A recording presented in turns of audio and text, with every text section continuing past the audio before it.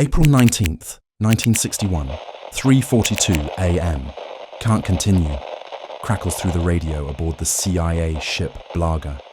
Its brigade commander, Jose Pepe San Román. Have nothing left to fight with.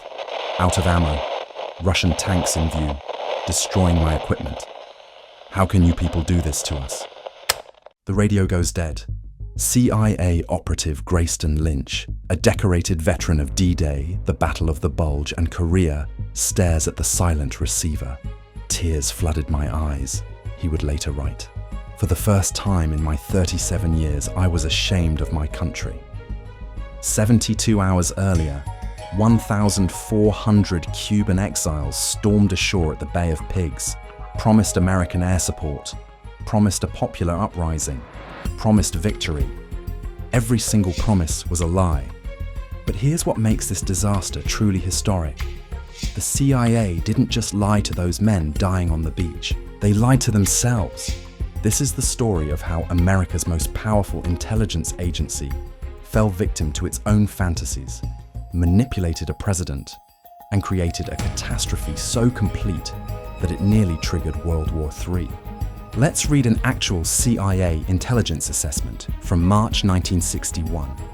Popular support for the Castro regime is waning. Our intelligence indicates widespread discontent and readiness for an uprising. Military defections are expected to be significant. Sounds convincing, right? Now let me tell you who the CIA's intelligence sources were. Casino owners who'd fled Cuba, former Batista-era police chiefs, sugar plantation heirs whose land had been seized, not a single campesino, not one factory worker, not a single serving Cuban soldier. It was like asking fired executives if their old company is failing, then calling it comprehensive market research. Take Albert Bolle. He was 19 years old when his younger brother Armando came home one night and announced he'd volunteered for a CIA operation to overthrow Castro.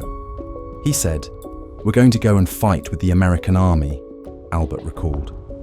My brother and I had very close ties, so I said, "Okay, I'll go with you." The primary reason, practically when you come down to it, was to protect my brother. That's who the CIA sent into battle.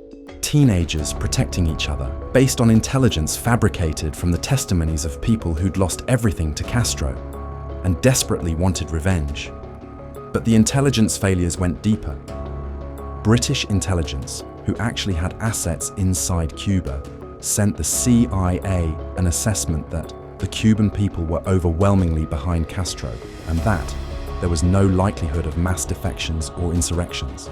The CIA's response? They ignored it. Castro commanded 200,000 well-armed troops, supported by Soviet tanks, artillery, and combat aircraft. The CIA knew this. They had the intelligence reports.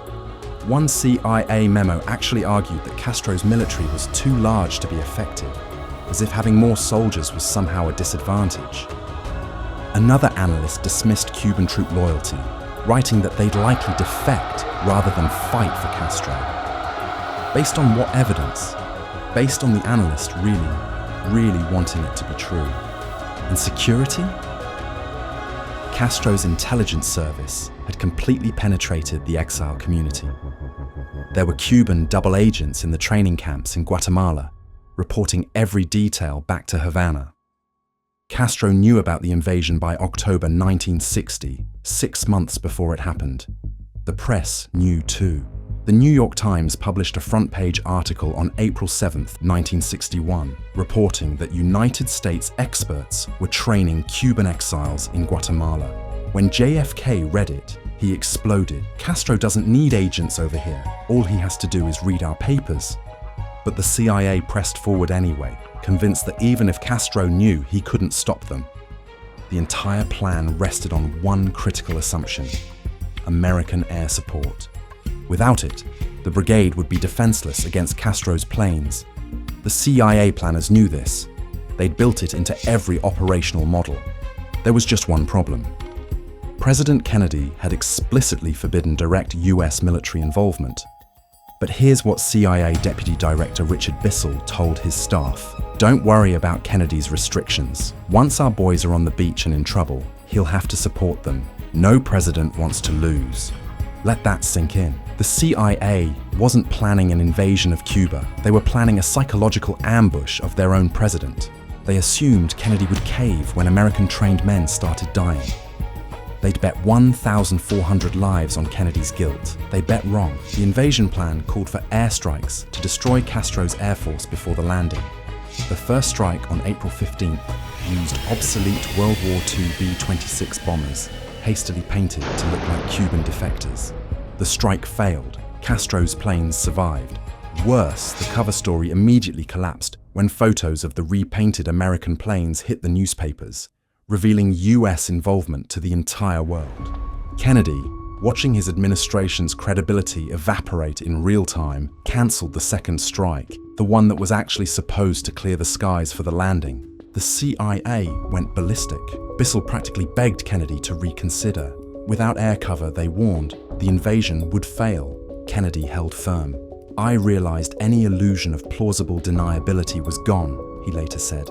"I could no longer pretend the Americans weren't behind it." The CIA's manipulation had backfired. Kennedy wasn't Eisenhower. He wouldn't be bullied into war, and with that decision, made it 11 p.m. on April 16th while Kennedy stood in a tuxedo after a White House reception, the operation was doomed. Dawn, April 17th, 1961. Brigade 2506's landing craft approached the beaches at Playa Girón and Playa Larga. The boats are supposed to glide through shallow water onto sandy beaches. Instead, they smash into coral reefs. The CIA's maps were from World War II, outdated by 16 years. The coral reefs weren't marked. Neither were the new roads Castro had built through the area, which meant his reinforcements could arrive in hours instead of days. Boats shattered on the reefs. Equipment sank. Men drowned under the weight of their gear. The element of surprise, already gone, was now buried at the bottom of the Bay of Pigs. Then Castro's planes arrived. Grayston Lynch, the CIA operative aboard the Blaga, grabbed the ship's recoilless rifles when the Cuban exile gunners abandoned their posts. He opened fire on the aircraft overhead. Only later did he realize he'd been shooting at his own side. CIA B-26s, trying to provide what little cover they could. "We couldn't tell them from Castro's planes," Lynch explained. "We ended up shooting at 2 or 3 of them. We hit some of them there." That's how chaotic it was. The CIA was literally shooting at itself. Castro's T-33 jets and Sea Fury fighters, the ones the CIA said would be destroyed, strafed the beaches without opposition. They sank 2 supply ships, including the one carrying most of the ammunition and communication equipment. The exiles fought bravely. They were outnumbered 20-1 with no air cover and dwindling ammunition. When Lynch radioed Commander San Román and offered evacuation, Pepe roared back, "We will not be evacuated! We came here to fight! We don't want evacuation! We want more ammo! We want planes! This ends here!" But the planes never came. On April 18th, Admiral Arleigh Burke, the fighting admiral who'd commanded at the Battle of Leyte Gulf, confronted Kennedy in the White House. Burke's face was beet red, his veins popping. "Mr. President, 2 planes from the Essex. That's all those boys needs. Let me..." Kennedy, still in white tails and bow tie from an evening reception, cut him off. "Burke, we can't get involved in this. We put those boys there, Mr. President," Burke exploded. Kennedy did eventually authorize a limited air mission. 6 unmarked jets from the Essex could fly over the beach.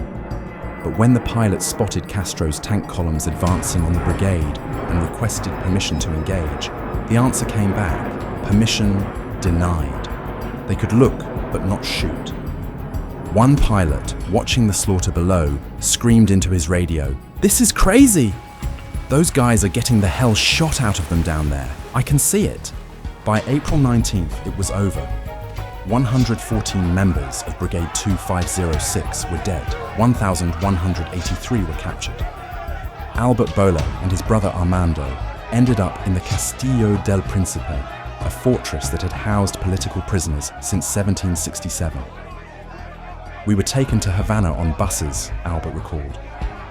The people in the towns would come out and bang on the side of the buses, and they would yell, "Paradon! Paradon! To the wall!" They wanted the government to execute us. They spent 20 months in captivity, 18 of them in that fortress, fed with whatever surplus food happened to be available. Attorney General Robert Kennedy personally negotiated with Castro, pleading with pharmaceutical companies and baby food manufacturers for donations. Castro eventually settled on $53 million worth of baby food and medicine in exchange for the prisoners. On December 29, 1962, the survivors gathered at Miami's Orange Bowl. President Kennedy accepted the brigade's flag and promised, "I can assure you that this flag will be returned to this brigade in a free Havana." It never was. The investigation that followed was brutal. CIA Inspector General Lyman Kirkpatrick wrote a scathing report documenting the agency's poor planning, organization, staffing, and management. He noted that the CIA's own uncertainty that an invasion would trigger an uprising, which they considered essential to success, should have prompted them to cancel the operation. But here's what really emerged. There had been CIA analysts who got it right. Analysts who warned Castro was popular, who said the invasion couldn't work, who predicted disaster.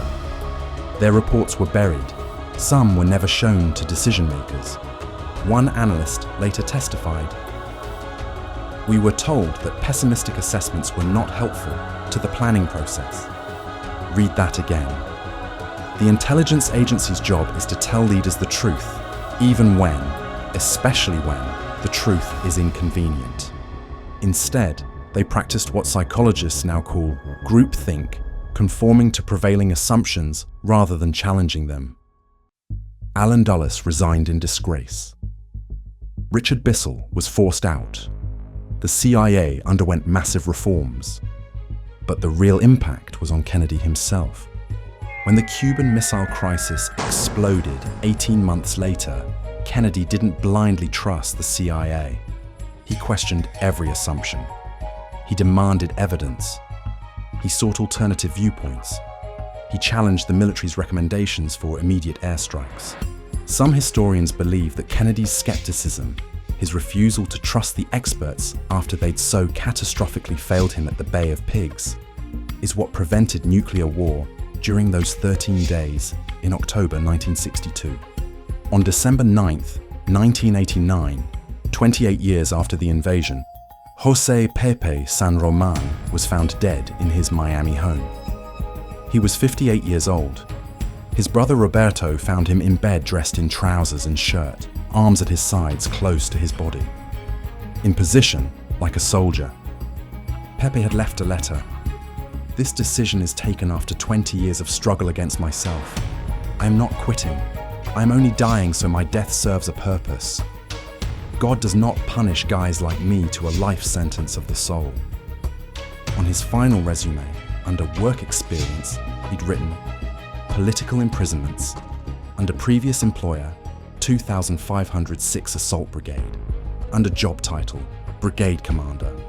That's the real cost of intelligence failure. Not just the 114 who died on the beach. Not just the 1,183 who spent 20 months in Cuban prisons.